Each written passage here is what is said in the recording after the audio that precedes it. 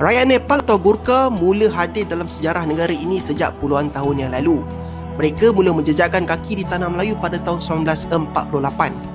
Sejarah penubuhan pasukan Gurkha ini sangat menarik. Dalam peperangan British Nepal pada kurun ke-19, kerajaan Gurkha atau hari ini dikenali sebagai Nepal telah bertarung dengan kerajaan British yang diterajui oleh Syarikat Hindia Timur. Peperangan itu meletus disebabkan oleh pertikaian sempadan. British menghantar 22,000 tentera manakala kerajaan Gurkha hanya menampilkan separuh daripada jumlah itu.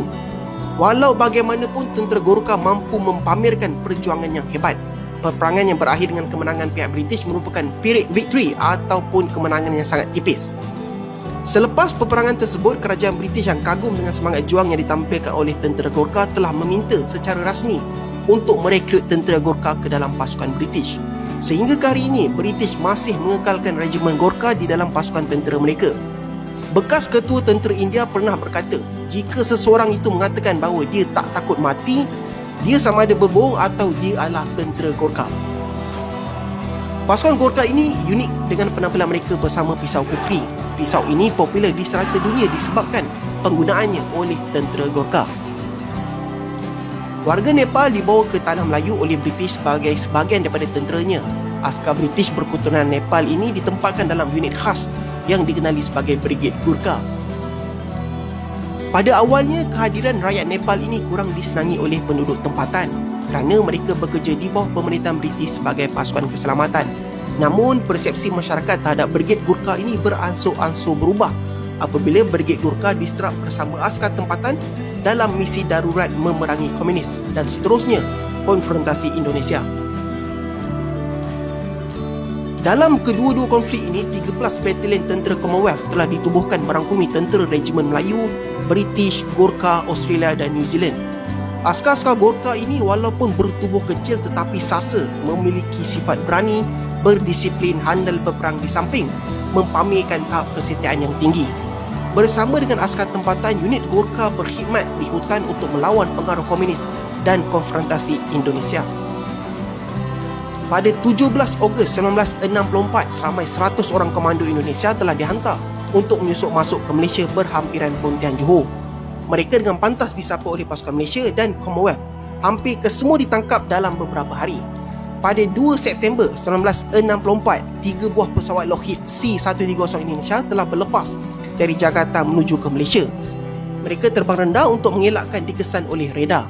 2 daripada pesawat tersebut telah sampai ke lokasi Labis Johor, manakala sebuah lagi karam selepas cuba mengelak dari jet pejuang Javelin yang memintas dari Singapura. Disebabkan di Bukit Peti, penurunan anggota komando Indonesia ini berselerak jauh. Malang tidak berbau untuk pasukan Indonesia. Lokasi penurunan mereka ini berdekatan dengan kamp askar Gurkha. Kesemua mereka telah ditangkap atau dibunuh dalam operasi yang berlangsung selama 2 bulan. Penlibatan tentera Gurkha juga berlaku di timur Malaysia. Pada Mac 1966, satu batalion Gurkha telah terlibat dalam operasi di Kalimantan. Mereka telah membalas artileri yang dimulakan oleh tentera Indonesia di sekitar sempadan. Di penghujung konflik konfrontasi Indonesia pada tahun 1966, Saki-Baki tentera Indonesia cuba kali terakhir menceroboh wilayah Malaysia. Seramai 80 orang telah menceroboh. Mereka telah dikejar dan diserang oleh tentera Gurkha. Hampir kesemua mereka sama ada mati atau ditahan.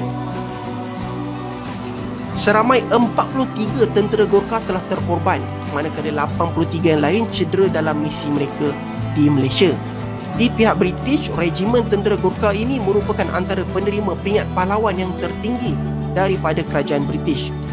Keberanian dan kehandalan askar Gurkha ini tidak akan dilupakan, namun generasi muda sekarang hanya mengenali warga Nepal sebagai pengawal keselamatan yang berkawal di kompleks membeli belah, bangunan komersial dan pejabat-pejabat.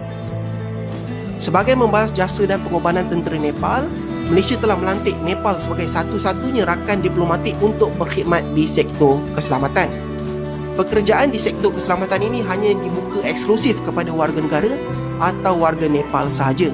So hari ini industri ini menggaji seramai 130,000 rakyat tempatan dan ditambah dengan warga Nepal yang berpermit sebanyak 30,000 lagi.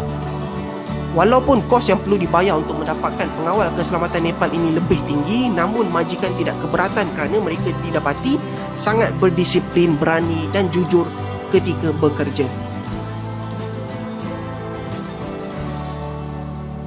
Hai, madam, tunggu sekejap. Bos. Cantik. Thank you, bos. Oke bos, saya satu lagi.